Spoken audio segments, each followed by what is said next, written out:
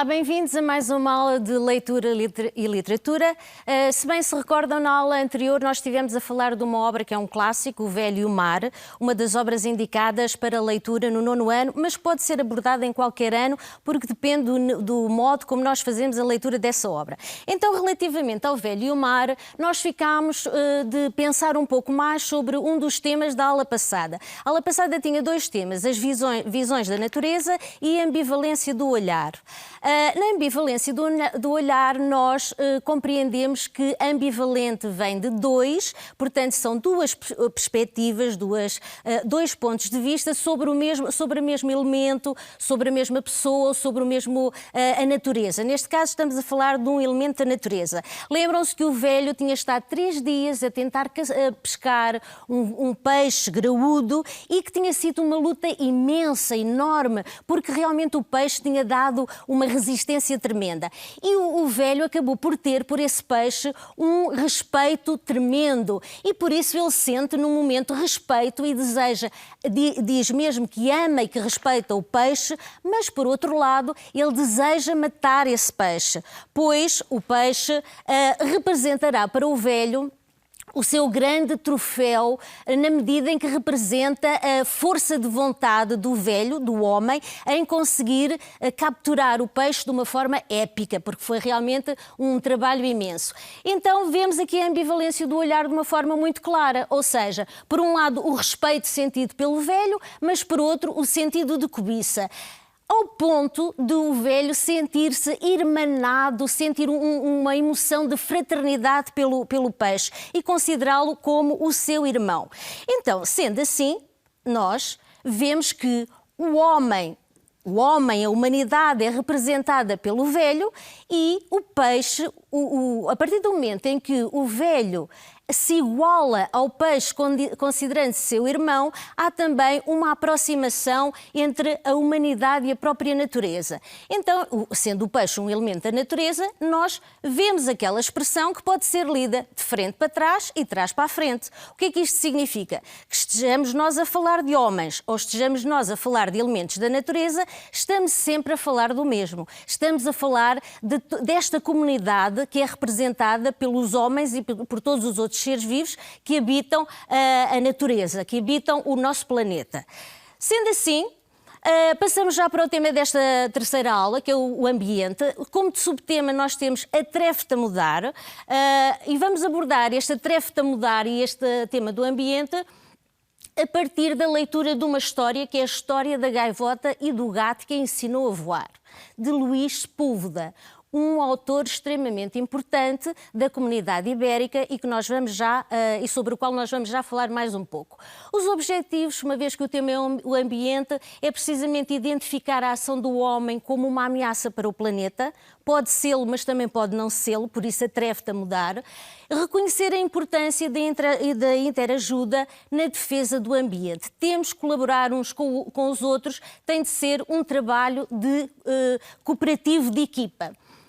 Sendo assim, pomos aqui 2 perguntas. A natureza e o homem terão que ser amigos ou são inimigos? Há aqui uma dualidade. Em que ponto é que nós ficamos? E que futuro para esta relação entre o homem e a natureza? Que futuro é que ela terá? São perguntas para refletir e para as quais nós tentaremos dar uma resposta. Luís Sepúlveda faleceu recentemente, no dia 16 de abril passado. Morreu precisamente devido a esta doença que neste momento nos atormenta a todos, que atormenta a humanidade, devido ao Covid-19. É um escritor chileno da comunidade ibérica. Escreveu 21 obras que estão traduzidas em 60 idiomas. Vejam a importância que tem a sua criação literária. E as suas obras abordam valores como a lealdade, a igualdade, o ativismo, ser cidadão ativo na promoção de uma vivência humana e social intensa, empenhada e de compromisso, na defesa da liberdade, com o valor da amizade também, na defesa da proteção da natureza. vai fazê-lo através de um processo, de uma criação literária, em que os animais ganham vida como se fossem pessoas. Nós sabemos que existe um tipo de escrita que tem esta particularidade, em que há a humanização dos animais com o objetivo de lhes atribuir tanto valor como às pessoas, ou seja, a personificação dos animais. Isso ocorre na fábula. Precisamente, a fábula é um dos processos de nós desencadearmos a nossa imaginação, em que temos os animais a falar como pessoas. Isso depende da nossa imaginação. E Luís Sepúlveda, este grande escritor, diz-nos que só com a imaginação é possível pensar um futuro diferente e concretizá-lo. Temos de ser criativos, imaginativos, pôr-nos à prova, precisamente para superar os obstáculos que são, por vezes, inesperados e, com muita frequência, não estamos preparados para eles. Luís Sepúlveda é um autor que, segundo a doutora Teresa Calçada, comissária do Plano Nacional de Leitura, faz leitores, ou seja, tem uma escrita aparentemente fácil, simples, aparentemente, mas ela é tremendamente profunda. E dentro do Plano Nacional de Leitura nós temos 9 obras inseridas. Temos aqui alguns exemplos: a história do gato e da gaivota que ensinou a voar, o velho que lia romances de amor, a história do caracol que descobriu a importância da lentidão e aqui a história do gato e do rato que se tornaram amigos. Como veem, temos aqui a sua marca, que é da fábula. Vamos nos focar então na obra que será objeto de análise nesta aula. História do gato e da gaivota que ensinou a voar. Não há nada que vos surpreenda neste título. Reparem, um gato e uma gaivota.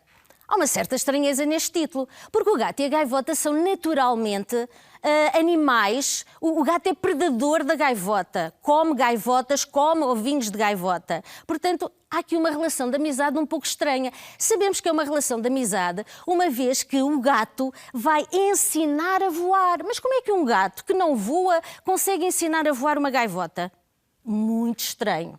Portanto, cá está a tal fábula, a tal imaginação do ser humano a funcionar com um objetivo. Nós sabemos que a fábula tem um objetivo. A fábula pretende valorizar a ação dos animais para que o próprio homem se confronte com essa ação e observe os seus comportamentos que poderão não estar tão corretos. Então temos aqui o título da obra, que é dividido em 2 partes. A primeira parte tem estes capítulos todos. Vamos ver 2 certezinhos do primeiro e vamos ver um excerto do primeiro ponto, o Mar do Norte, e o fim de um voo. Um gato grande, preto e gordo, Zorbas. Depois, a segunda parte, vamos ver dois capítulos também. Não é fácil ser mamã e passarito ou passarita. Vamos começar aqui por fazer uma abordagem de 2 tipos de linguagens, 2 linguagens. A linguagem verbal, em que temos o texto, portanto a obra, e uma linguagem não verbal ou mista, em que utilizamos o cinema, utilizamos o filme, que tem uma linguagem própria. Inspira-se na obra, mas tem uma linguagem própria. Vamos ver o antecedente. O que é que aconteceu aqui nesta pequena animação? Nós vimos que um petroleiro que estava em alto mar sofreu um acidente e derramou crude, derramou petróleo no mar. Ora, isso é altamente tóxico para a vida marinha. Vai dar origem a um problema. Vimos também que um bando de aves fazia o seu voo migratório em busca de novos espaços onde iriam nidificar, pôr os seus ovinhos. Vamos ver como é que... Este é o capítulo de início da história. Um banco de arenques a bombordo. Bombordo é o lado de terra quando se navega. Anunciou a gaivota de vigia e o bando do farol da areia vermelha recebeu a notícia com grasnidos de alívio. Iam com 6 horas de voo sem interrupções e, embora as gaivotas piloto as tivessem conduzido por correntes de ar cálido que lhes haviam tornado agradável aquele planar sobre o oceano, sentiam a necessidade de redobrar forças. E para isso não havia nada melhor do que um bom fartote de arenques. Voavam sobre a foz do rio Elba, no Mar do Norte, viam lá do alto os barcos alinhados uns atrás dos outros, como pacientes e disciplinados animais aquáticos à espera de vez para saírem para o alto mar e ali orientarem os seus rumos para todos os portos do planeta. Portanto, iam em voo. Estão a ver o percurso que as gaivotas iam fazer? Elas vêm do Mar do Norte, lá do cimo, em direção, estão ali a aproximar-se de Hamburgo, mas a sua rota vinha até cá abaixo, ao Golfo da Biscaia. Ali na zona de Hamburgo temos o rio Elba e vai acontecer algo que vai precipitar a situação e vai fazer com que uma gaivota tenha de abandonar esse voo e vá sofrer aqui uma peripécia. As fêmeas como ela, Kengá, que é uma personagem da história, Kengá, as fêmeas como ela iriam entregar-se a grandes festins de sardinhas e lulas, enquanto os machos instalariam os ninhos à beira de uma escarpa, neles poriam os ovos, neles os chocariam, a salvo de qualquer ameaça. E quando tivessem crescido as gaivotinhas, as primeiras penas resistentes, chegaria à parte mais bela da viagem: ensinar-lhes a voar nos céus da Biscaia. Kengá mergulhou a cabeça para agarrar o quarto arenque e por isso não ouviu o grasnido de alarme que estremeceu o ar. Perigo a estibordo! Descolagem de emergência! Quando Kengá tirou a cabeça da água, viu-se sozinha na imensidão do oceano. Lá vai ela. Vamos ver onde ela vai parar. Vai parar à casa de um gato, Zorbas, grande, preto e gordo. E vai-lhe explicar o que aconteceu. Fui apanhada por uma maré negra, a peste negra, a maldição dos mares. Vou morrer, grasnou a gaivota num queixume. Morrer? Não digas isso. Estás cansada e suja, só isso. Por que é que não voas até ao jardim zoológico? Não é longe daqui. E lá veterinários te poderão ajudar-me, os Zorbas. Não posso. Foi o meu voo final, grasnou a gaivota numa voz quase inaudível. E fechou os olhos. Não morras. Descansa um pouco e verás que recuperas. Tens fome? Trago-te um pouco da minha comida, mas não morras, pediu Zorbas, aproximando-se da desfalecida gaivota. Vencendo a repugnância, o gato lambeu-lhe a cabeça, aquela substância que a cobria, além do mais, sabia horrivelmente. Ao passar-lhe a língua pelo pescoço, notou que a respiração da ave se tornava cada vez mais fraca. Olha, amiga, quero ajudar-te, mas não sei como. Procura descansar enquanto eu vou pedir conselho sobre o que se deve fazer com uma gaivota doente, miou Zorbas, preparando-se para trepar ao telhado. E a afastar-se na direção do castanheiro quando ouviu a gaivota a chamá-lo. Queres que te deixe um pouco da minha comida? Sugeriu ele, algo aliviado. Vou pôr um ovo. Com as últimas forças que me restam, vou pôr um ovo. Amigo gato, vê-se que és um animal bom e de nobres sentimentos. Por isso, vou pedir-te que me faças 3 promessas. Fazes? Grasnou ela, sacudindo desajeitadamente as patas numa tentativa falhada de se pôr de pé. Zorbas pensou que a pobre gaivota estava a delirar e que com um pássaro em estado tão lastimoso ninguém podia deixar de ser generoso. Prometo o que quiseres, mas agora descansa, miou ele compassivo. Não tenho tempo para descansar. Promete-me que não comes o ovo, grasnou ela abrindo os olhos. Prometo que não te como o ovo, repetiu Zorbas. Promete-me que cuidas dele até que nasça a gaivotinha. Prometo que cuido do ovo até nascer a gaivotinha. E promete-me que a ensinas a voar, grasnou ela, fitando o gato nos olhos. Então Zorbas achou que aquela infeliz gaivota não só estava a delirar, como estava completamente louca. Prometo ensiná-la a voar. E agora descansa, que vou em busca de auxílio, miou Zorbas, trepando de um salto para o telhado. Kengá olhou para o céu, agradeceu a todos os bons ventos que a haviam acompanhado e, justamente ao exalar o último suspiro, um pequeno ovo branco com pintinhas azuis rolou junto do seu corpo impregnado de petróleo. 3 promessas. Não come o ovo, vai cuidar do ovo e vai ensinar a gaivota a voar. 3. O número 3 é um número simbólico, é um número muito especial, representa a unidade, representa o todo. Sabemos isso. Agora vamos passar aqui, então, um gato que se torna mamã. Já repararam como isso é estranho? Um gato a tornar-se mamã? Então, talvez o autor nos queira dizer alguma coisa sobre isso. Não vamos estar a ler aqui este capítulo, mas é um capítulo extremamente interessante. Zorbas, para poder cuidar da gaivotinha, vai pedir ajuda aos seus amigos gatos. Vão todos estabelecer um compromisso de modo a conseguirem cumprir estas três promessas feitas a Kengá, à gaivotinha mãe, e de modo a que realmente a sua filhota, a sua gaivotinha filha, vá conseguir dar continuidade ao voo da mãe, que foi interrompido devido à peste negra, o grande perigo dos mares. Mas vão pedir ajuda para saberem se ela é um macho ou se é uma fêmea, vão pedir ajuda de um gato que é extremamente conhecedor dos mares, que é barlavento. Barlavento é um termo náutico que significa o lado por onde entra o vento, por onde sopra o vento. É extremamente importante para os marinheiros. Este barlavento, claro que ele conhecia muito bem o mar, a água, a importância da água para as gaivotas e, portanto, sabia distinguir se era macho ou se era fêmea. E ele vai dizer o seguinte: pelas patas de caranguejo, exclamou divertido o gato de mar, é uma linda passarita que virá a pôr tantos ovos quantos os pelos que tenho no rabo. Zorbas lambeu a cabeça da pequena gaivota, lamentou não ter perguntado à mãe o nome dela, pois se a filha estava destinada a prosseguir o voo interrompido pela negligência dos humanos, seria bonito que tivesse o mesmo nome da mãe. Considerando que a avezinha teve a dita de ficar sob a nossa proteção, miou Colonel, um dos amigos de Zorbas o gato, propõe que lhe chamemos Ditosa. Pelas guerras da pescada, é um lindo nome, festejou Barlavento. Lembro-me de uma linda escuna, que é um tipo de barco, que vi no mar Báltico. Chamava-se assim, Ditosa, e era completamente branca.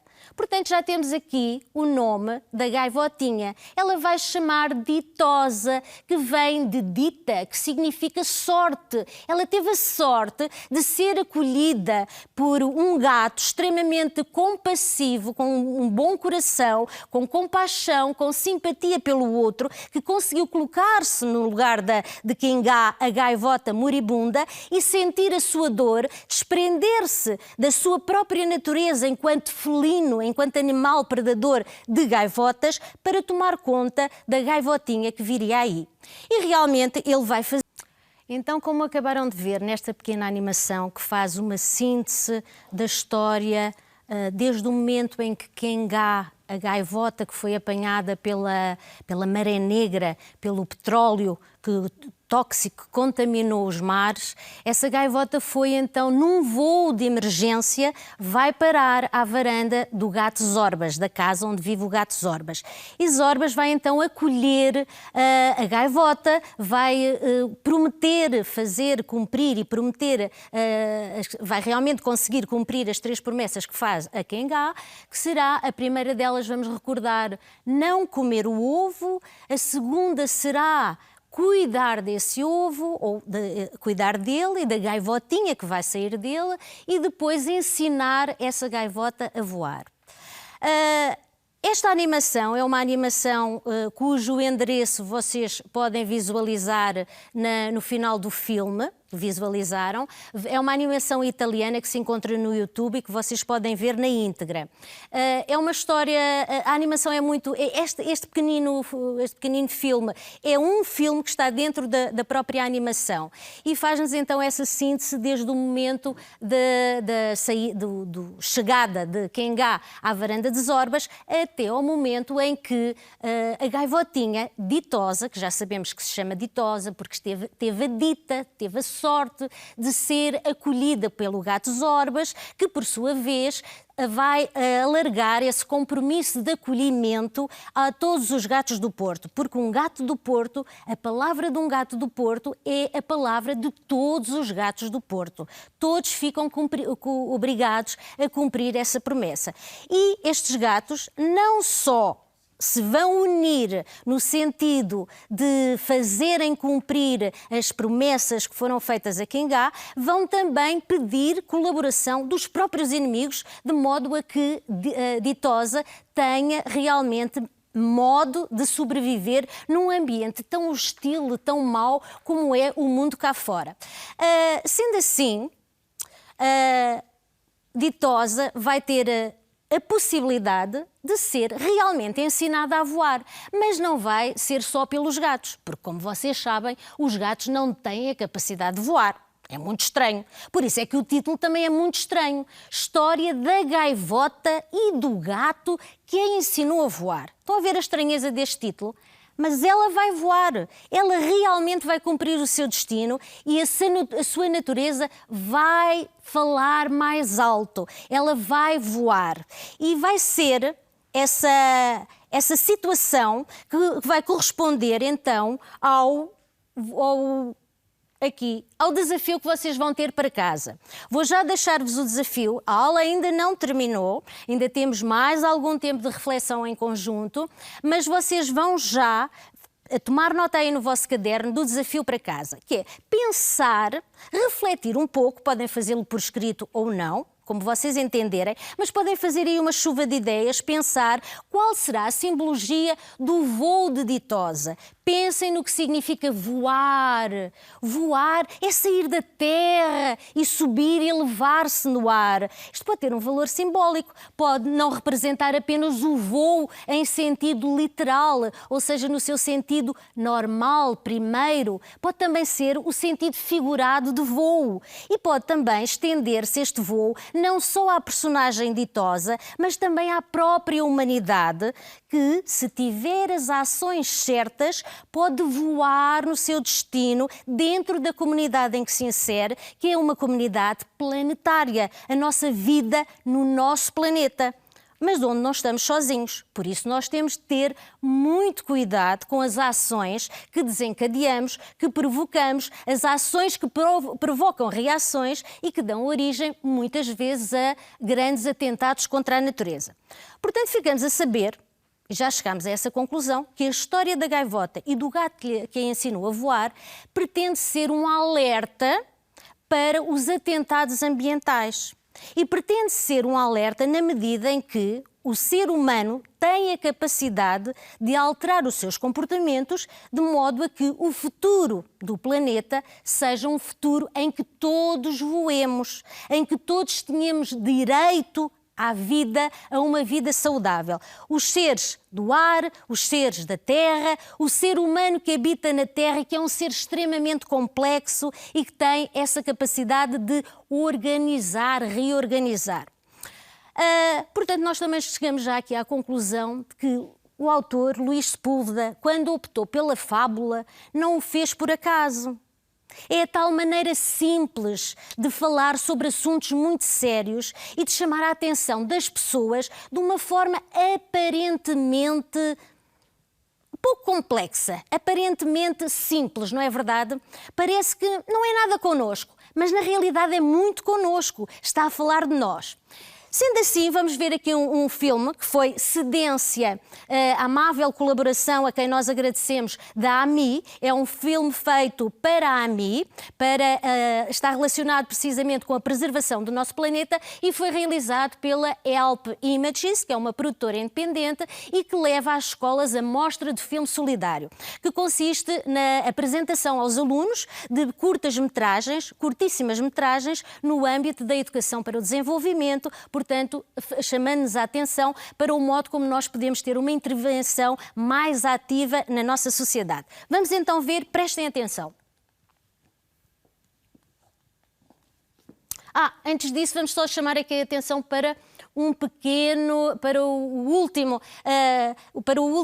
grande ensinamento que a obra também nos faz. Precisamente a questão de é fácil gostar daquilo que é igual a nós, mas é muito difícil, e esse foi o ensinamento de ditosa aos gatos, gostar daquilo que é diferente. Temos muita dificuldade às vezes em aceitar o que é diferente. Pensem bem nisto, este é um ensinamento muito importante. Vamos então passar agora ao filme que se chama Surpresa. Vejam no final.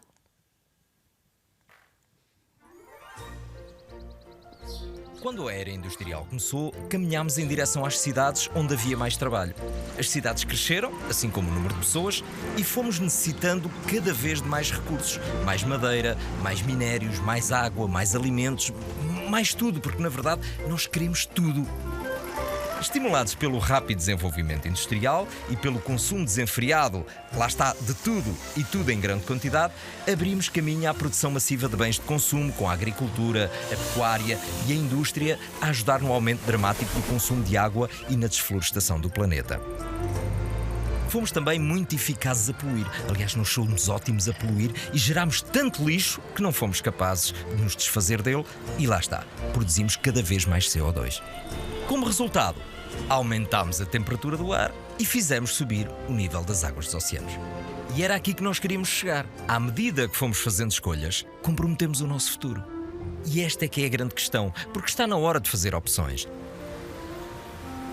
Nós podemos continuar a comprar mais do que precisamos, a viajar mais de carro e avião, a regar os nossos jardins com água que se pode beber e na verdade achamos que ela nunca nos vai faltar, a permitir que as fábricas continuem a poluir os campos e os rios, a autorizar a pesca intensiva e as descargas tóxicas nos mares.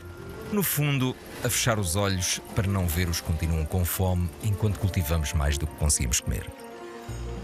Se este não é o futuro que queremos para viver, podemos sempre voltar ao presente e começar a fazer outras opções.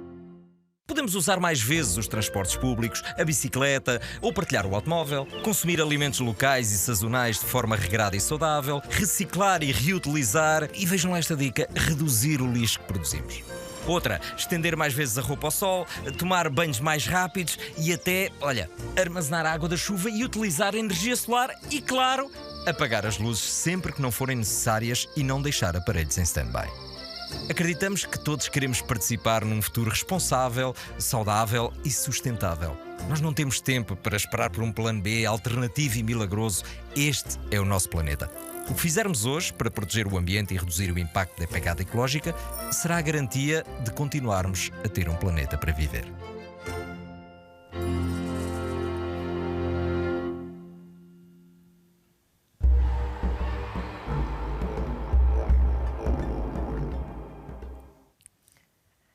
Obrigada então à ELP e à AMI também pela parceria.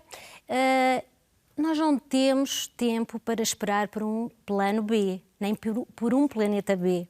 Temos o planeta A e é neste que temos que viver. E atenção, como vocês viram ali, nós somos ótimos a poluir. E somos ótimos a criar situações que não conseguimos controlar. Repararam ali num pormenor que agora nos é muito comum? A máscara.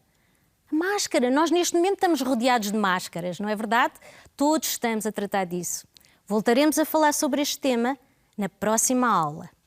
De momento, mantenham-se em casa, tenham cuidado, usem a vossa máscara. Até breve, até à próxima aula.